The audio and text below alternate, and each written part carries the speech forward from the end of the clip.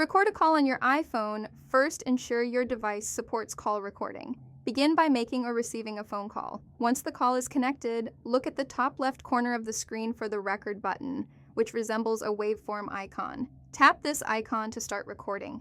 A 3-second countdown will appear, and both parties will hear an automated message saying, "This call is being recorded." If you don't want the automated message, you can install a third-party app from the App Store that allows call recording without it. To stop recording, tap the same record button again, or simply end the call. The recording will be automatically saved to the Notes app in a folder labeled Call Recordings. Open the Notes app, navigate to this folder, and select the recording to play it back.